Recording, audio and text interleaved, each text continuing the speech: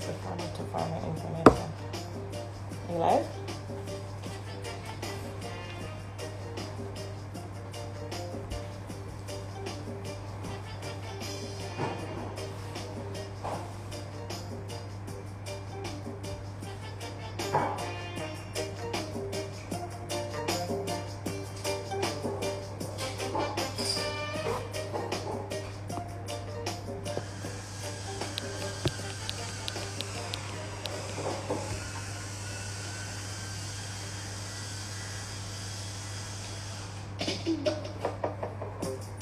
Hello folks,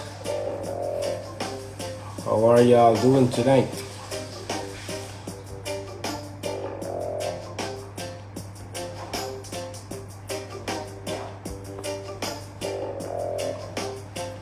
I see my regulars already.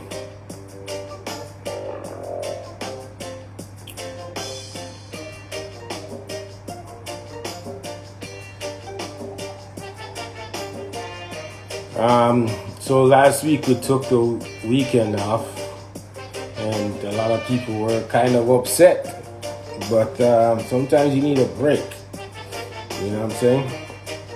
And this week we're just gonna come back stronger, and hopefully we get people to join, because we have the great Mackey. We have the great Mackey Bartley on to talk about his breeding program, and that should be exciting for everybody.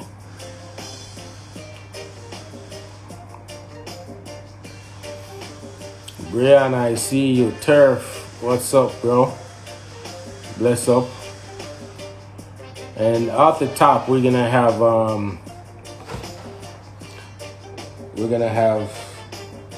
Farm to Farm, a representative from Farm to Farm, Farmer to Farmer. It's an organization that partners with America USAID to help develop farmers in the region. I know of them because they came to our farm to do a training on cheese making, which was an amazing experience. So they have a series of workshops going on via Zoom, which Khalil is going to be a part of it. I think Khalil's been circulating that link.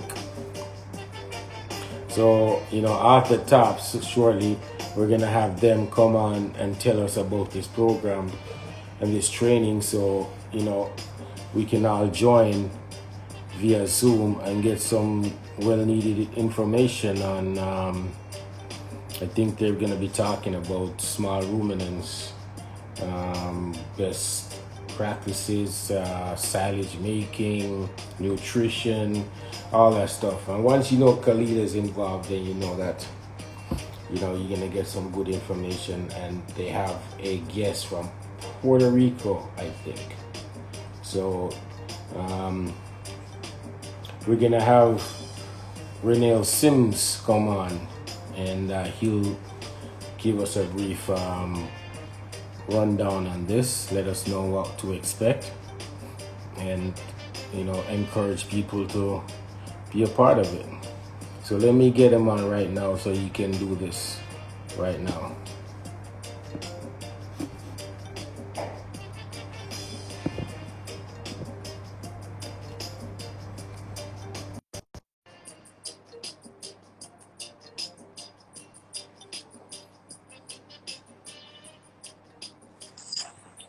Hello, sir. How are you?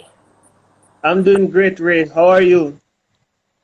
I'm good. I can't complain. Well, I could, but I choose not to.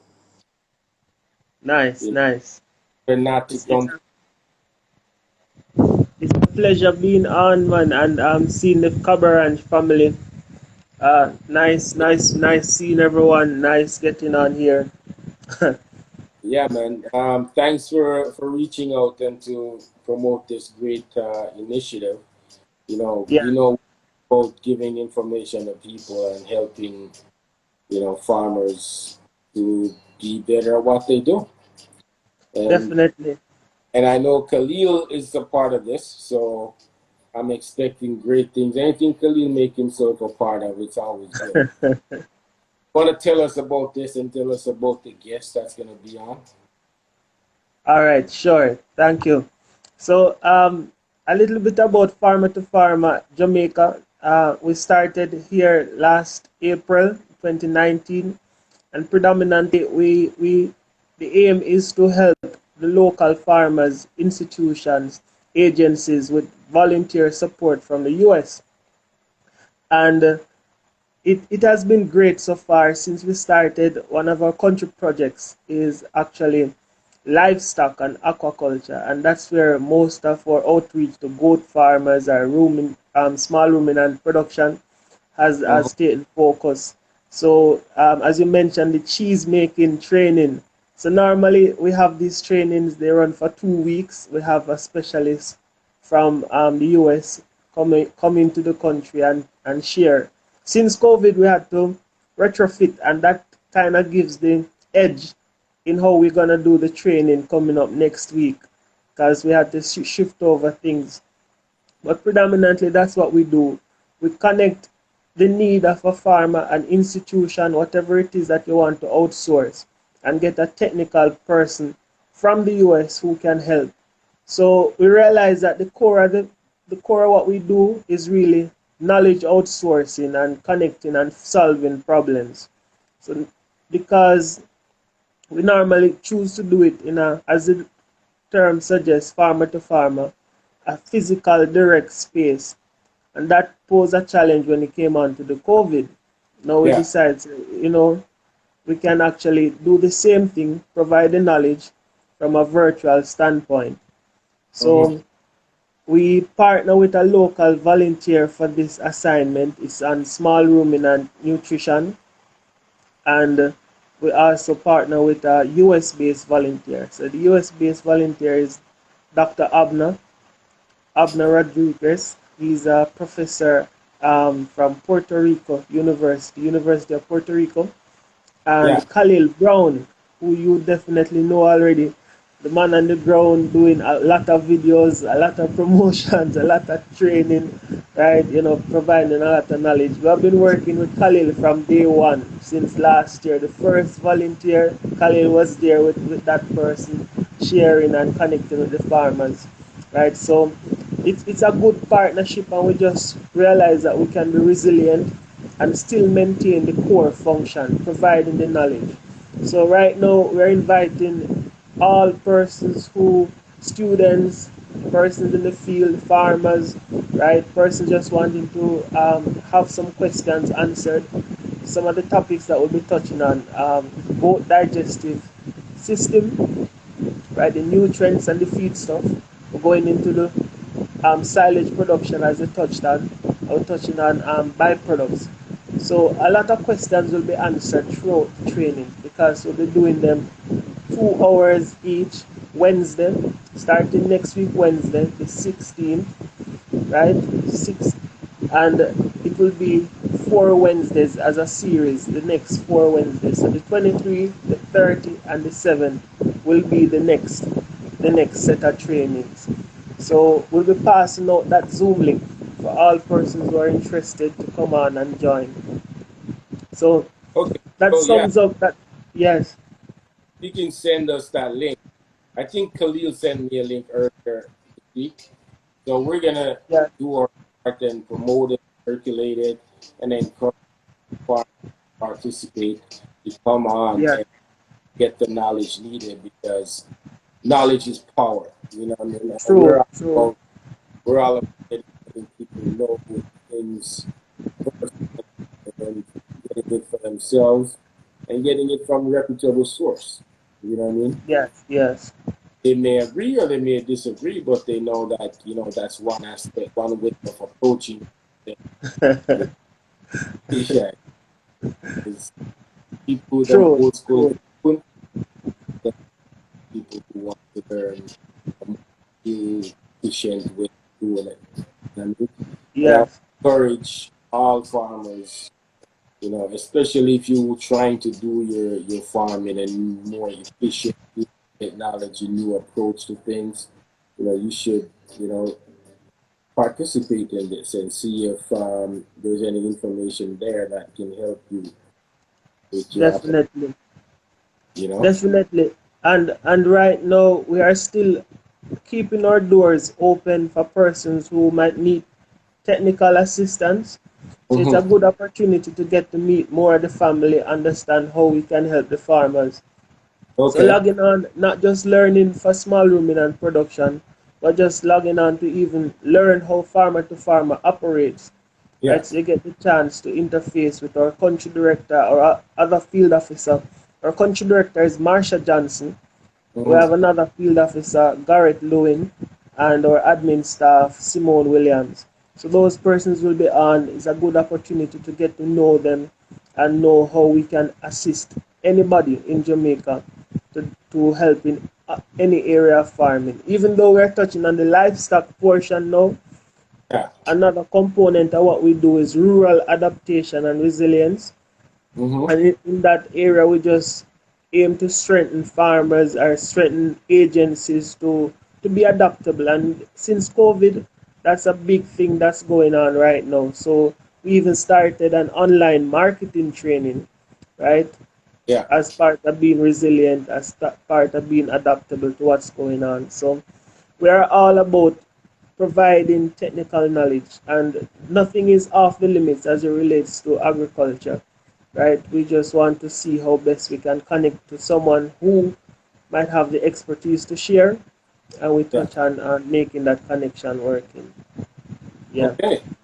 Yeah, yeah. man. Well, Business plan, and business plan writing as well, and business proposal writing. Those are some of the topics that we're looking at as well. as you know, our offer or invitation stands for Marge or someone to come on and tell us Yeah. all about farmer to farmer and the different services you guys provide and everything. Because, as I said at the top, we're all about information and empowering farmers and helping them whatever they Yeah. need. So support anything that we can get our hands on, we're gonna forward it on to the farmer. So, a lot a you know, lot of thanks for that, Ray. And before we end, I must tell you a lot of thanks, especially from our side, that we have been seeing the lives, seeing you take on this initiative. It's just so timely, especially now, right? And we really appreciate it.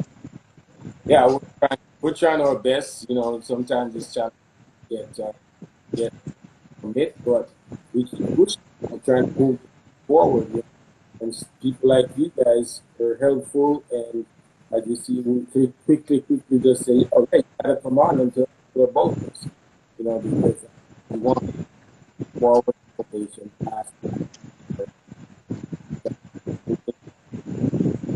So thank you again. Say hi to Marsha, Yeah. and we're gonna be talking soon.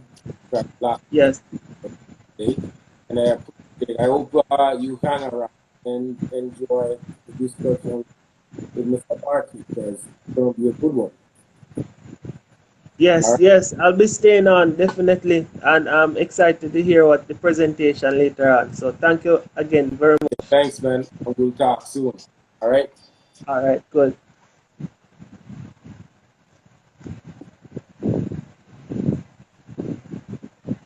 Uh, trying to end this. Good. Yeah, I tried to end it, couldn't end it. Okay, so I had to find Mr. Barkley and get him on because he's the man of the hour.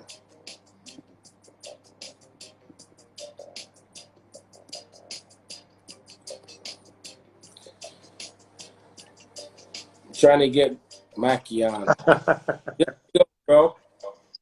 Hey, what's up? I'm good. How are you? Boy, you were breaking up a bit when I was watching that thing a while ago. Hey, that's scary, bro. Yo, folks, if you guys, anybody who lives in the Manchester area, you guys got hit with a storm today, right? It's a rain, the lightning that's knock out my internet, man. Yeah, well, that's and today is the anniversary of Gilbert. So I think Oh, Gilbert cousin or somebody, where's the cake? your niece or nephew, visited you and knock out. But I'm hoping that, so far so good. You just got to stay in that one spot. Okay? Yeah, yeah. Look at my nose. It looks shine, man. Put on too much makeup. You should have put, I told you, powder, bro. You got Yeah, I to, should have used some powder, mate. yeah, powder. Yeah. Trust me. Take it from me. I know all about this. It's a part of what I used to do. Hey, good evening, guys and ladies and gentlemen. So this is, for who don't know the face, this is Mackey Bar. What's up? I think everybody know the face, man. Yeah, that's the owner operator of Unity Goat Farm. Boer Goat Farm, Ray. Boer Get that right, mate. and one Nubian, according to Trudy. Four goats and one Nubian. Yeah. Anyways, bro. All right. Well, you give the people my history of the farm, like quick history of Unity Goat Farm. Well, Unity Goat Farm started in 2013. That was in Clarendon, via Clarendon. Yeah. When I was still back and forward traveling, like from London to Jamaica. Okay. I just thought of a farm, but I realized straight away that there was no. The reason for the name was because I'm a big believer in unity, because unity is strength. And if we don't unite, and I see how divided we were, and I said, boy, I need to, because I'm big on uniting, unifying people, so that's where it started in Clarendon, from the ground. I think it started in a folk club, really. What? In a little folk club at the back of a house. Wow. So your first goats were in a folk club? I think about 11, my first 11 goat. Oh, speaking of that, first of all, before we get into that, what is your main objective for?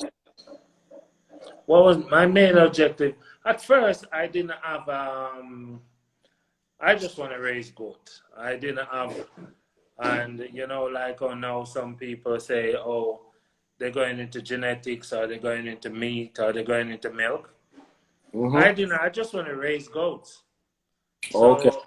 I wasn't knowledgeable in where I want to go, whether it's genetics or meat or whatever. I know we raise goat, and when we kill a goat and we eat meat, and so basically that was it. So I just went and buy some mixed goat, and that was it. So there was no direction to go nowhere with it. Just raise goat and kill them and eat meat. Okay, so where did you get your original stock? Who did you buy your original stock from?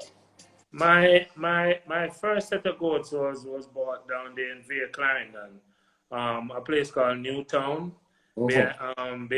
Beside Via Technical, I buy it from a little guy down in the bottom there. That did have some nice goats. And these are yeah, I bought them goats, but I did want my son and my brother to start, but I see they wasn't paying no interest, and I give a guy them to look after, and I buy a Boer from Oral Robinson, which was a 50,000 baht. I guess 2 weeks later they said they stole the Boer, so I said okay. So Phantom was my second Boer I bought. And where did Phantom come from? Oral Robinson. Okay. Yeah. So Phantom is the first buck. Yeah, that's my second buck. The first one I was told that it was stolen. First breeding buck. Yeah, my second breeding buck. Yeah. So, and where did you go from there?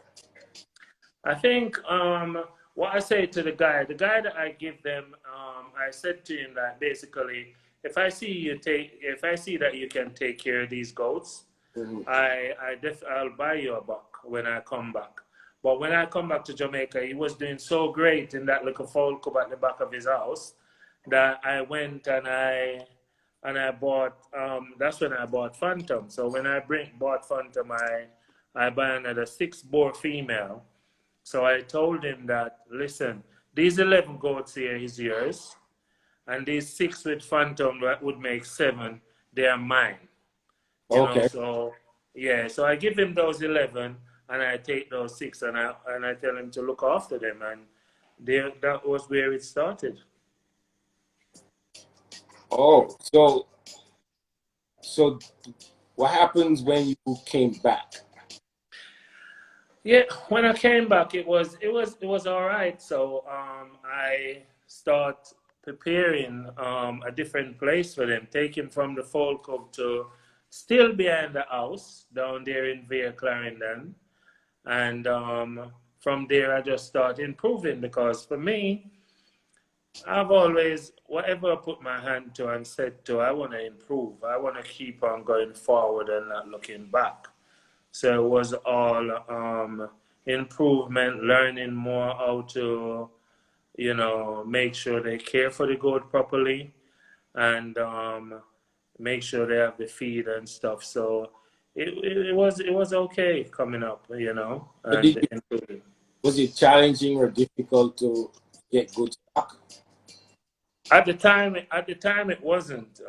But I think at first I only know of Oral Robinson. I didn't know of no other farmers. So it wasn't hard at first getting stock. But because I wasn't here and I still going back and forward, I didn't want to you know go too fast. I just want to learn. And then it was costing me a lot, so I have to take my time and just build. So at what point did you decide that I'm gonna take this to the next level? I'm gonna get serious about it. And what was your approach to improving your herd? I think when I started getting, I think it was 2017, when it was bugging me all the time because when I normally leave and come back, the goats them didn't look like how I want them to look. Hold on, you said 2017, but you've been winning at Denver since 2015, bro. Yes, yeah, I was, but I normally, what I normally do, I normally come down um, in the first part of July, so Hmm. that I can see how the animals them work on and put more improvement in them.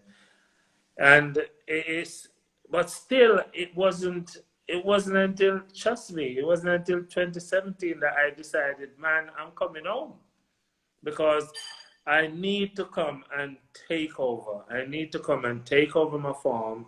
I need to come and make sure it get to where I want it to be.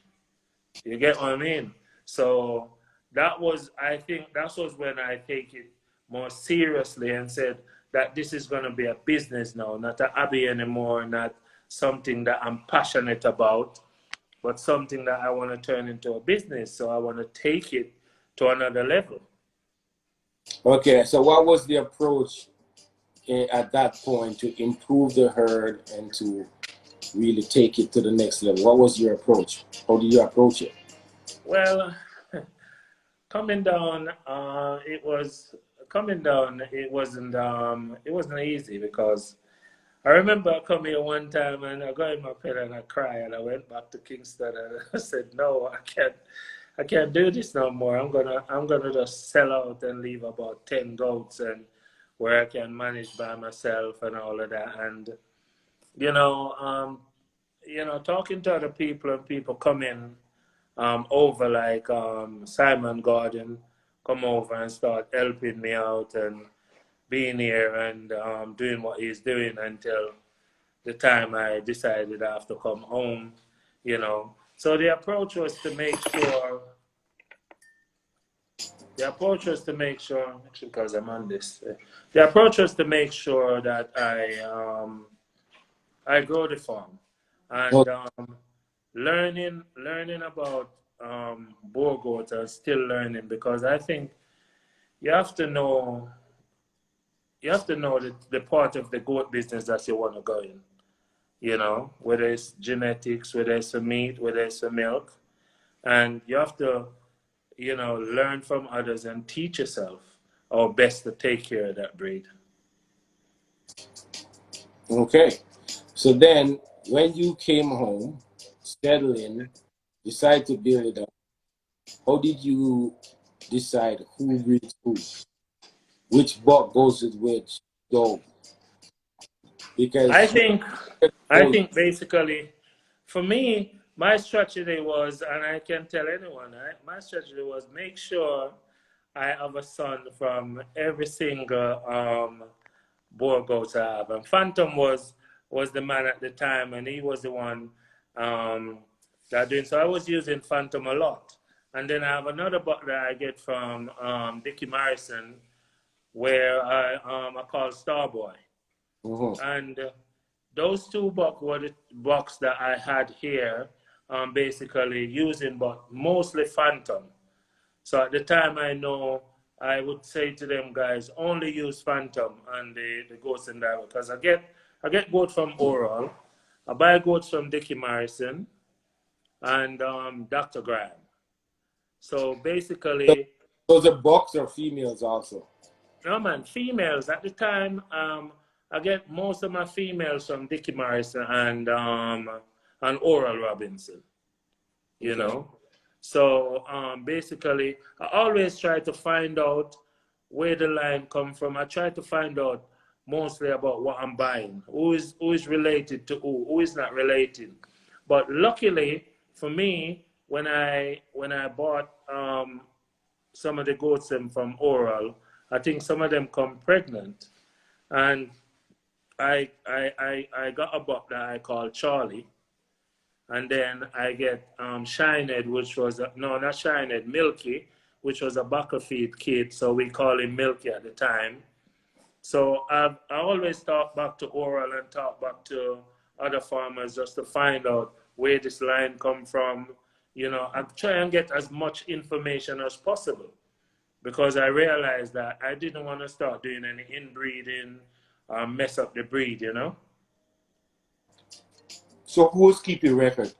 Who's keeping track of all these breeding along the way? Well, at the time, it was basically the little guy that was looking after the goat called Nada, and all the guys. And I was keeping track of most of the things, and when I was away as well, to make sure that these things happen. But you know that sometimes when you're not here, different things, happen. So I know which buck, because I keep all my bucks them separately from the female, so I know who go with who and who don't go with who. So it's, as I said, it's not until like 2017 when I come down, and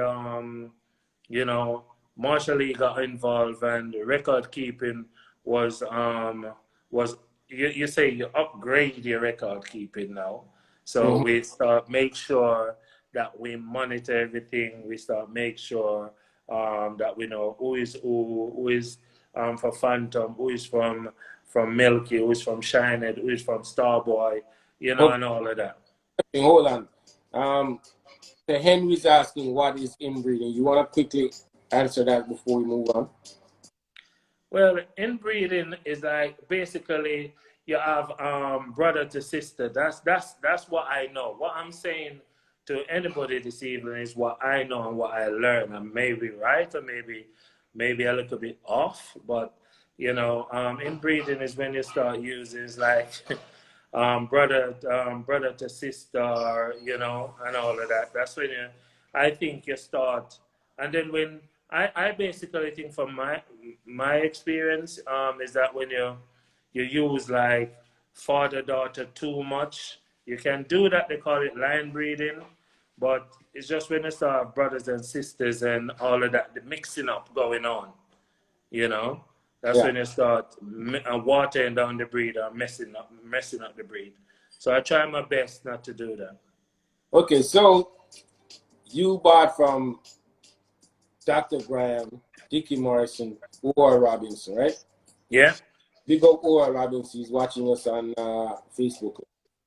Big him up. Respect. So did you bring in any genetics or any animals from overseas? No, I wish I did. all the goats them that I had that I have here now, yeah, is what I bought from those main three people. I wouldn't say I wanted to buy a goat from Archer at the time, but Simon picked up the wrong one and bring it that I didn't like, so I sold that one. So if it how I get a goat from actually Archer line was that Jason Hayes buy that ram and want to sell it back. So that's how I have him. I call him Dropsy. That's how I have a line from Archer. But mostly it's Oral, Dickie Morrison, and Dr. Graham. And I just try to... There's three major lines in the island, right? Three major... I would say maybe Oral is good in this lineage thing and all of that. I would say, I would probably say I have four. Four? Yeah. I don't know. I'm asking. I don't know nothing about that stuff. Yeah. I should do some research on myself, but and you have all four lines on your farm? Yeah. And you're keeping the integrity of those lines? Always, as I said, all right, you see, Phantom is no longer here anymore. So what I do, Phantom, I always have a son from Phantom, which I call Cable. You know, and I have one here with is Sam that was sold to somebody else, but now back on the farm. And I have Starboy, which I think is somewhere in the Australian, come from the Australian line that Dickie Morrison did add. Well, Dickie Morrison, I bought from Dickie Morrison. So Starboy give me 4G and he give me Striker. Right? So Phantom, I have Cable and I have Sam, right? And from Milky Line, maybe Oral might have a different view on this, or maybe think Phantom and them was related. But I have the buck from Dr. Graham, which is Blade, and I have the one from Archer. So how would I say I have four? Okay. Okay.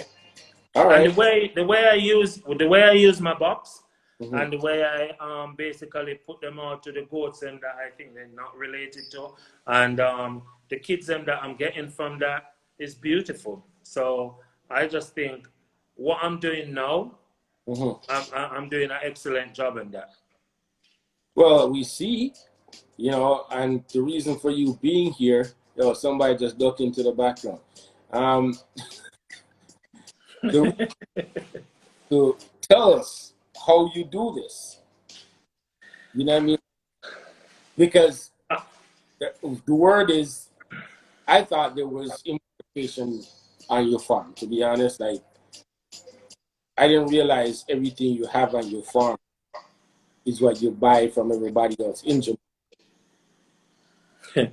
I'm ignorant because I don't know the line. I don't know what was here. I don't know nothing about that stuff. But I was under the impression that you may have some exclusivity going on when nobody don't know about. Well, I'm big on learning. I'm big on improving. I'm big on shooting for the moon. And if I miss the moon, I fall amongst the stars. The great Les Brown would say. So you're still amongst good company. So I try to learn. I would encourage everybody, because if you decide what part of the market you want to go in. So if it's meat, and you're going to create meat goat, learn about that. If it's genetics, and you're going to be a genetics to breed, to improve other people's farm, learn about that. If it's Nubian goats you want, and you want to deal with milk or whatever, study that art, learn about that. Anything that you want to do with the goat, you learn about it. So for me, I want Boer goat because I like the way they're built. They're big and muscular and all of that, and that's me.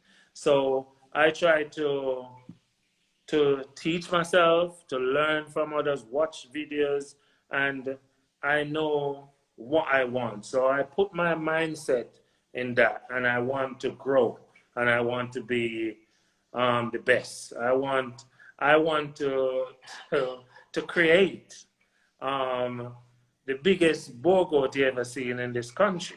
You know, so for me, striving for that, that's what made me, I think, a little bit different. And you know, so when the kid them born, I don't know. I think sometimes I said maybe I'm blessed because I just love to have the ram goats, you know, and I see them born and I just see something different, and I said I'm gonna keep this one, you Okay, know.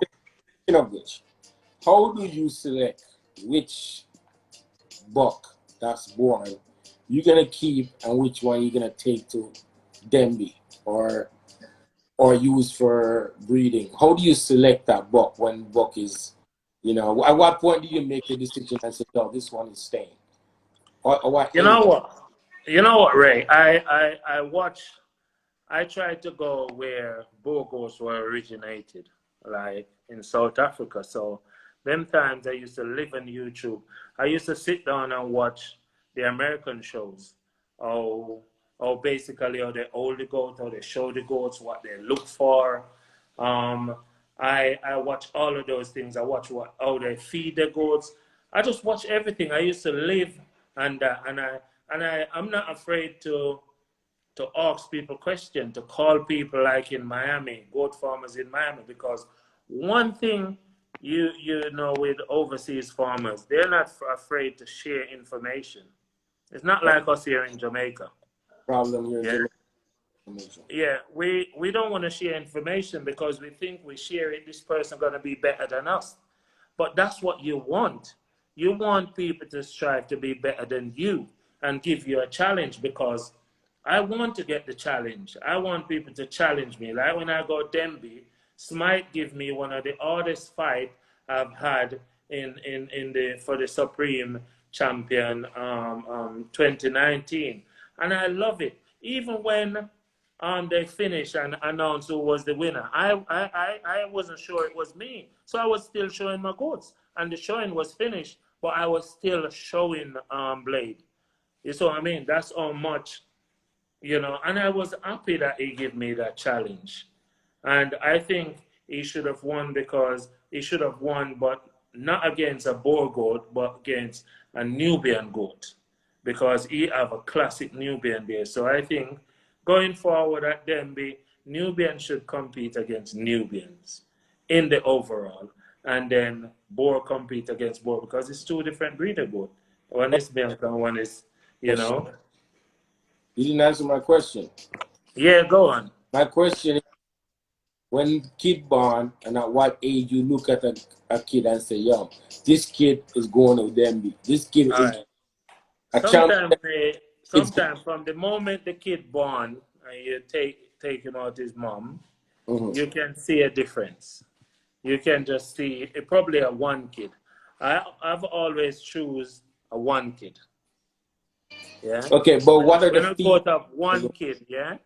When I go out of one kid, I always choose, because he get everything. He get most milk, and he's bigger than all the other kids. He don't have to fight for anything. Yeah.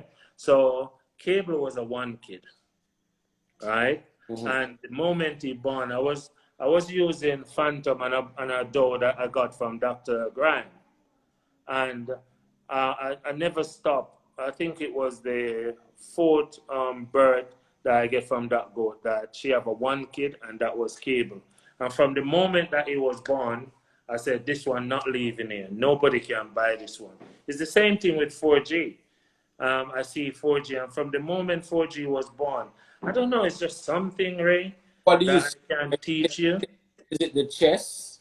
Is it the back? Is it the ass? Is it what is it that you see You have to basically see in the way the goats stand. Number one, you see the foot, straight foot, nice chest, beautiful. You have a nice face, and the back is just straight and nice. And when you turn them around, they have a little rump that you see that he's gonna grow nice.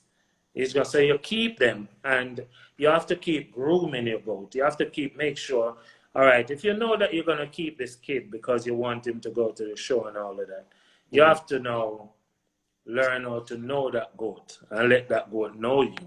You have to build a relationship with your goats. So basically, number one, you have to make sure you cut the hoof and make sure he keeps straight. You have to always groom him, make sure he's in top condition right up until he reach up there. So you get to know him, you get to know his personality, Cool. Well, I'm going to try that. I don't know if I'm ever going to no competition, but I'm going to try selecting an animal. We all should compete. We all should compete because at the end of the day, that's where farmers get together. It should be a joyous moment when you come to Denby or you go to St. Mary, you go anywhere, and you win. Everybody should happy because at the end of the day, for me, if I go to Denby next year and somebody beat me, believe me, I'm coming back the other year, and you still have to prepare for me because it's going to make me stronger. Out here, I don't understand why we ate so much, and we all want to be in this crab in a barrel system, and we all want to pull all our feet off for us to stay down there on our belly. And nobody not going to stop me from doing that because I'm going to climb out and left all of them inside there, And we need to change that mentality, and that's what I'm doing. I climb out and I'm going above, and I'm not afraid to teach, help, or learn. You know what's surprising about this? I haven't started learning. I'm still learning. I'm still learning because I still haven't achieved the Boer buck that I really want to achieve and how I want him to look. I still haven't achieved that yet. So here's the deal. Here we can make a deal right now, right on this spot, right now, on this live. I will take an animal to the St. Mary's show next year if you promise to teach me how to do it. I will, Ray. If you promise to teach me how to select and groom an animal, I will take a graded buck. I don't care. I will take an animal to just well, I'm gonna take on that challenge because you're in St. Mary, and I would want you to go out there and win. Yeah, I maybe Cruz will show the animal. I don't think I'll show it, but I will definitely, because you said that, I will take the channel. You help me select an animal that's born and groom this animal, raise this animal, prepare this animal, just for the experience. So I can put my foot in your shoes for a short period of time. I don't want to be addicted to it. I don't want to love it. I tell you this right now. Because how hard I see you put him to go to Denby, I don't know if I'm into that. Now, first of all, I'm never going to Denby. Denby, they're too far from where we live. Well, you see, when you enjoy what you do, I learn how to groom my bucks because anybody that come to Denby can tell you that it's never the same from one year to the next. And I only go to Denby for 2 cycles, for the senior grand champion and the junior grand champion. I've won senior grand champion 5 years in a row, and I won the junior 3 times. But the thing about it is, I'm go there. I want to compete, but I want I'm friends with everybody still. I want us to gather at the end of it and have a drink and know that, yeah, we have a good weekend and all of that. But the atmosphere is just hostile, Probably if I was a little man, little bit, not big, and I'm a fighter because that was my sport, boxing, probably it just people just scare you. When you go there, the atmosphere, the welcoming is not. Everybody is just like watching what you have, and still, you know, it's just stupid. And what's going on right here in the goat industry in Jamaica? I want to ask farmers who is on the live right now. Yeah, what is your purpose in goat farming? What's your direction? Where do you want to go? Because I have mine. I have mine, and it's very big. It's very big, and it's either try to be better than me, yeah, but not trying to take negativity. That I think there's a lot of negativity going around about Mackey Bartley and Unity Boer Goat Farm, and I have this farm, and I want it to be better for us all, for us as Jamaican. Like how you see, we grow into everything that we do. You know, we grow. I'm getting calls. I need a secretary for my phone because at the end of the day, I'm getting calls from everywhere, and all I want is to know that I could call a fellow farmer and say, you know what, John, we need we need 20 females, and we want to get it from this farm and that farm and that farm and that farm. Just like what Nutrimix did in 2015 when they sent away some goat export. Some goat, it wasn't just one farmer. It was just a group of farmers. But look from when we did that, 2015, we're in 2020 now. Yeah, and how much goat farmer in this country that you can go to now and say, you know what, Trinidad need 42 goats from me. Yeah, so I don't have that 42 goats. So I can go to, and this is real talk because this is the order that I get, and I'm not scared to tell anybody out there. They want 42 goats, 22 Nubians and 22 Boer goats, right? So which farmer right now I can go to and say I need 10 from? I need 5 from you. I need that from you. None. Because all of you guys sit down there listening to negative things about Mackey giving goat steroids, Mackey selling purebred for graded for purebred, Mackey doing all of this rubbish. And none of you don't get to know Mackey. Come on, man, please. Speaking of steroids, why don't you tell us how do you condition the animals to get to them? At first, I was using Nutrimix steroids, and now I'm using hypersteroids. That's the goat feed. So, and I basically, you know what? Put fun and joke aside, yeah. You know, sometimes I go in the pen, Ray, and honest to God, I'm actually surprised by my animals, and that's why I just do some videos. When I'm surprised by the way my animal look, I just do a video and say I'm gonna post it, you know, because to me, I'm thinking, boy, you know, Striker look bleeming good, you know, but I know when my animals, your eyes is your animal's doctor. If you don't know your animal, I can walk in my pen and I know exactly that goat don't look right. Something is not right with that goat because I learn about my goat. I know their personalities. You know, I go in there. If one of my goat don't come up and greet me, what's going on? And I'm always going to check. If I see my goat lie down funny, I'm going in the pen to check what's going on with you. Or, you know, I love my animals. So I want them to look good. Yeah. When my goats have kid, I know once I take the kid them off, what condition I need to bring them back in. So if I see that goat not coming in that condition that I'm feeding him to come back in, you know what? Something is wrong. I'm checking for worm. I'm checking to see what stressing out this goat. Whether she have lice, whether she have mite, she have something stressing her. That's what I mean. And I'm gonna try my best to make sure that she's stress free. You understand? So, all right. know me, I'm not gonna forget my question.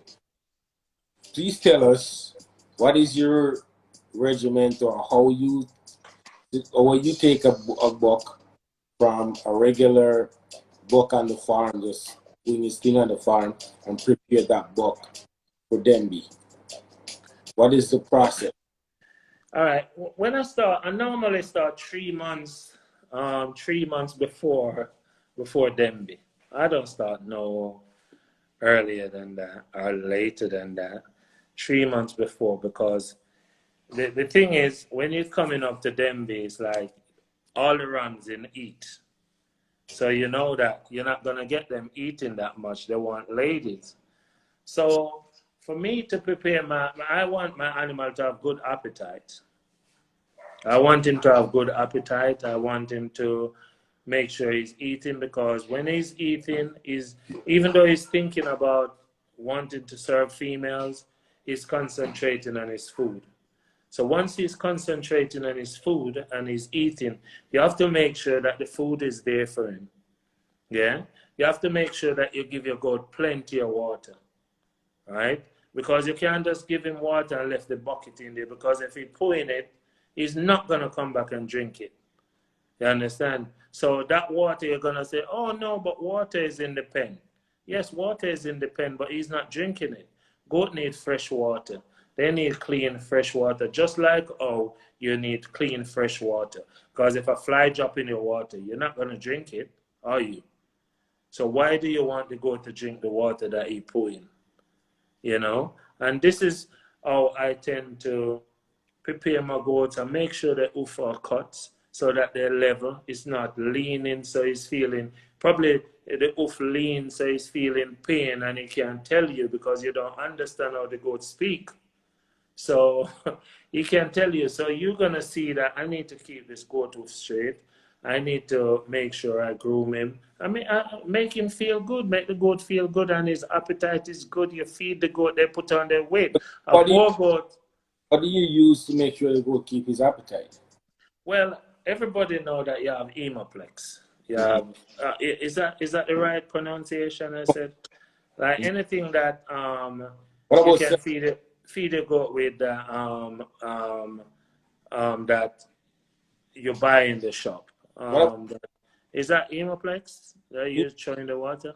tell man Yeah, that? I never use the other one, and I've learned that through people. And once your goat nutrition is right, and you put a little bit of hemoplex in the water and all of that, I don't put it in the water. I actually mix it with molasses, to be honest, and I And give it. is the and Yeah, and if I see my goats that eating and doing fine, I just leave him to eat. mm, And sometimes you have appetite for eating and sometimes you don't. So that's how I do my thing. Some people think giving hemoplex every minute, every time you put the water in, you put it. No, man. Sometimes you have to let the goat relax and just eat. Is no, but you prepare for a show. Anybody preparing for a big race, um, you can call Usain Bolt and ask him. He don't prepare. okay. He don't start. He don't have a meet in December and start preparing in January. He don't. When I'm preparing for a fight, you have a certain time period that you prepare for a fight. Because if you over prepare, you're not gonna because fitness lasts you. People don't know that fitness lasts you for 3 days.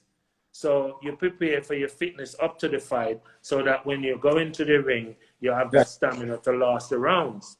mhm. If you over prepare, you're gonna tire in 5 rounds when suppose the fight go to 12. So I prepare my goats in a period of time where I know, and when I come from Denby, they're back to normal. They eat, and I always feed them and take care of them and do that. So do you set like weight targets or dimension targets, or how do you say okay, I need to get this animal to X weight, or I need to Yes. All test right. some of the For in me, what is it? for me, when I have a ram that I said I'm going to keep on the farm, I pay special attention to him. I want to know his birth weight, his wean weight, when he's 6 months, his weight, and when he's 9 months, I weigh him. And once I see the weight gradually pushing, because you have a time where the weight does stay stable and all of that. So last year, when I bring Cable to Denby, I want Cable to weigh, Cable was 210 pounds because I was watching his weight coming up. And it was 210 pounds going to Denby, which I think for a junior champion, for him to take the junior champion, it was a good weight. That's in my eyes. That's how I feel about him. I try to make sure that he understands me. Because if you see a picture that I post, he was working with me as I was working with him, showing him. He wasn't giving me a lot of problem. He was standing how I want him to stand and all of that. If Denby was here this year, I want him to weigh 310 pounds. And that's what I would go for. But again, guys, you have to be careful that you don't pack too much. So you have to, as I said, you have to watch your goat. You have to watch your goats because you can probably pack too much weight in him, and he can't walk. He have shorter breath and all of them things. So you have to watch how he eats and don't pack too much weight. But 310 pounds, I wanted him to be, because he was going to be a senior boy now, and he would have to compete against Blake. I still believe there's a lot of obese animals at Denby, that goes to Denby. I don't think they're in tip-top shape. I think they're just fat. Yeah, some are. But you see, the thing is that I will let when I'm preparing my goats, they don't just stay in pen. Yeah, you know what? We're gonna end in a few. So I think we should end this session and come right back because it's about to coming up on the 1 hour mark. And I don't want to cut you off in the middle of some good information. So what I should do is end this session and start a new one and come back, and you can keep telling us how we can beat you next year or the next year at Denby. Yeah, I need the competition, man. It's getting weak. Because I know a couple of people are coming after you, like Lincoln is coming after you. Like, you know what I mean? There's some people who want to dethrone you. And we're good friends with you, but yo, I support the challenge. I'm like, yo, dude, let me know what you need to be. I support it too, so let's come back and start again. Let's come back. All right. Good.